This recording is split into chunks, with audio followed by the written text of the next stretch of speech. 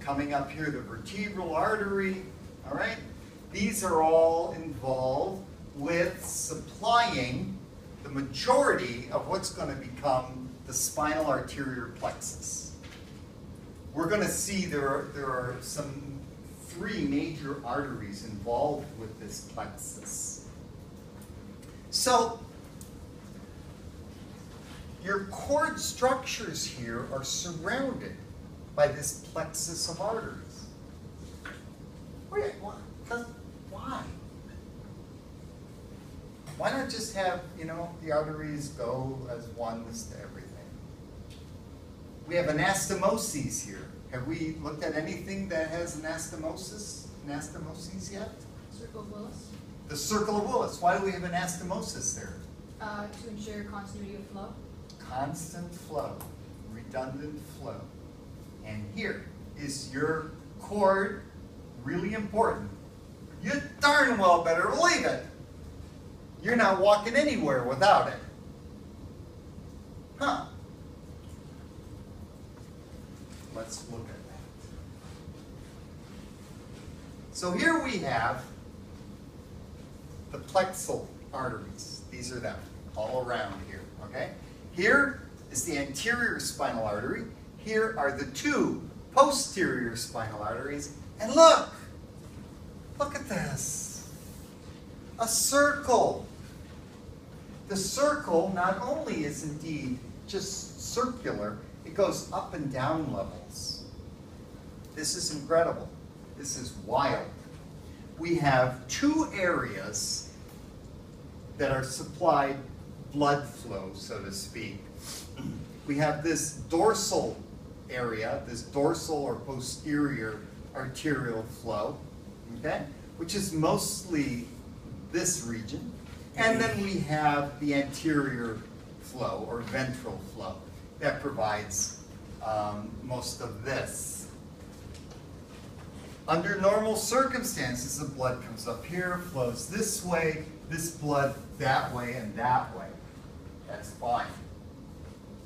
However, you could have a small clot. Believe it or not. If you have a small clot here, a small clot over here, you might lose this chunk of flow. But now, if you have a small clot, you have the flow coming from the other direction. It minimizes the effects on the tissue in the vertebral column. Okay, in the spine, in the cord itself. This is really cool. Now, when we go back into your brain, what happens when you get a blood clot in your brain? What do you end up with? A stroke. You can also have a stroke in the vertebral column. Vertebral stroke is no different from a cerebral stroke in that you have a blockage that is so severe you deny oxygenation to part of your cord. And you can have tissue die. Just like a stroke to the brain, that's bad. You should know these regions in here. All right? This is pretty straightforward. And the reason you should know that is because of this.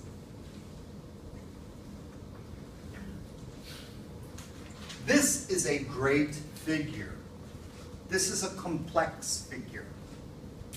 And the reason it's complex is because it has ascending pathways. Ascending. Are those sensory or motor? Sensory. And descending on this side. So we got the blue ones on that side, the red ones on this side. But what you should notice, you see these 2? They're right here. You see these 2? They're right there. So it's only showing them to you on one side. They are both on both sides. Are we okay with that? All right. Sensory pathways. This, the 2 fasciculi, fasciculus cuneatus, fasciculus gracilis, make up the posterior column. Specific sets of signals will be traveling through here. we are going to expand on all of this when we get into sensory and motor pathways. So we will be expanding. This is kind of background. Okay? Fasciculus means it's a bundle of stuff. This is a bundle of fibers. Coming along this lateral edge, lateral surface, we have the dorsal spinal cerebellar tract, the ventral spinal cerebellar tract. Cerebellar, where's it going? Cerebellum. Cool. And then we have the anterolateral system. This is going to be slightly complicated, but we're going to look at all of these when we get into those somatosensory tracts. For now, you should start learning where these are located. These are ascending pathways. They are afferent pathways. They are somatosensory pathways. 3 different ways of saying the same thing. They tend to be lateral and posterior. I want you to hold that idea for a while. So now let's look at the motor pathways. The lateral cortical spinal tract. Cortical spinal, going from the cortex to the spine. Cool. Here is the rubrospinal tract, going from the red nucleus to the spinal tract. All right.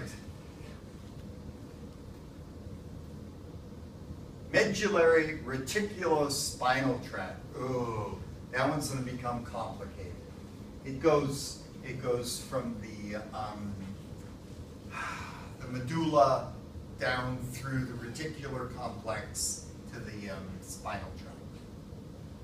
The pontine reticulospinal tract. This one starts in the pons.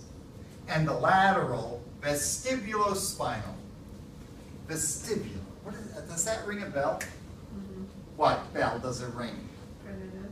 What? Cranial nerve. Which cranial nerve? 5. 5? No.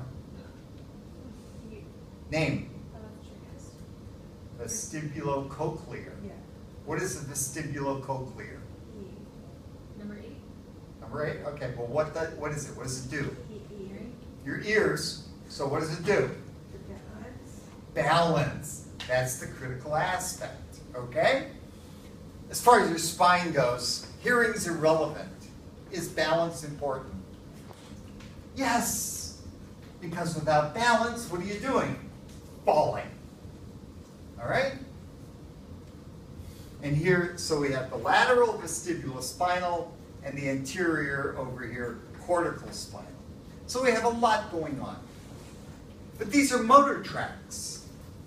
Motor tracts tend to be interior, okay, here they are, and anterior.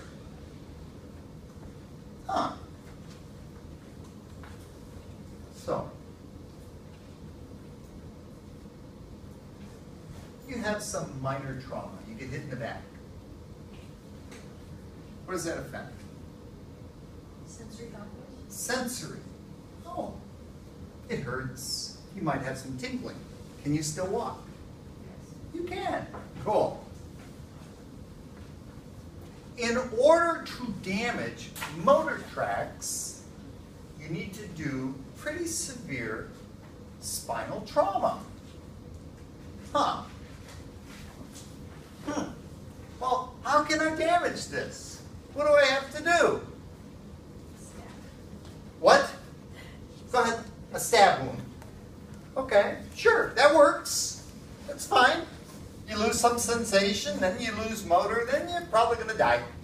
Because people shouldn't be stabbing you. How about this? How can I damage this? What do I have to do to damage this? What's in the way? Oh, my abdominal cavity or my thoracic cavity. By the time I get to that, oh, there's serious issues. I got to punch a hole in you from the front. Do you think damaging the cord at that point is that critical? Not necessarily. So it's really important. This is what we call an evolutionary construct, all right? These tracks are organized so that minor trauma causes you discomfort, but allows you to do what? Move. You hurt, but you can move. I looked up your fecal stuff, by the way, the other day. I didn't forget about that question. All right? So this is important to grab hold of, these concepts. I do expect you to be able to label that. I do expect you to be able to draw that out. You'll notice all of these tracks are an area here that's light, that's darker, that's gray matter. This was stained for myelin. If you stain something for myelin, it stains dark. Which is why the gray matter is white and the white matter is gray. Just to totally confuse you. All right? So you should be able to label those and differentiate somatosensory from motor. So let's say you're having a rough delivery. We'll go back here. Let's give you an epidural. What do you get? Pain relief. If you're having a really tough delivery, I mean, pain can shut everything down. Pain is terrible. Pain is, as professionals, your biggest enemy is going to be pain. You will not get patients following directions when they're in pain. You will not get patients listening to what you want to happen if they're in pain. Fewer babies needing naloxone to counter opiate use. In other words, and they don't mean mom is an opiate user. They mean, oh, let's give mom morphine to take care of the pain. That hit of morphine gets all the way to the kid, all right? All you need is one really good hit of morphine to need something to counteract it. Naloxone counteracts morphine. So, those are the advantages. All right, cool. We're going in at roughly L3 there. Disadvantages. The use of instruments to assist with the delivery. Why do I need instruments? What's an instrument delivery?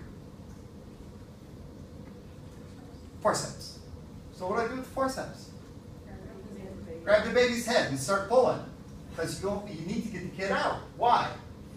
Delivery starts when massive changes are going on in the fetus, the communication between the fetus and the mother's brain, and then the communication between the mother's brain and the placenta. Typically, once delivery starts, the placenta starts to, the connections between the placenta and the mother start to let go, which means you lose blood supply. Oh, I have this fetus, soon to be a baby, on the inside. I cut back the blood supply. Oh, what can't the baby do? Breathe. Oh, we have a problem. Instruments to assist with birth, or a C-section. The contractions have died down so much that no pushing happens anymore, no contractions. You time to cut, take out. A longer delivery. Typically, the latter stages of labor tend to be lengthened. So, I don't know. I don't think there is what we can call a typical delivery. I have a colleague who was absolutely incensed with her sister because it was one of those things where she basically, from the time her water broke to the time she got to the hospital, she had a baby. It's like labor lasted, I don't know, an hour and 45 minutes. So, yeah. Increased need of oxytocin. Oxytocin. What do you know about oxytocin? Anything? It helps, yeah, contractions, yeah? Stimulates lactate production.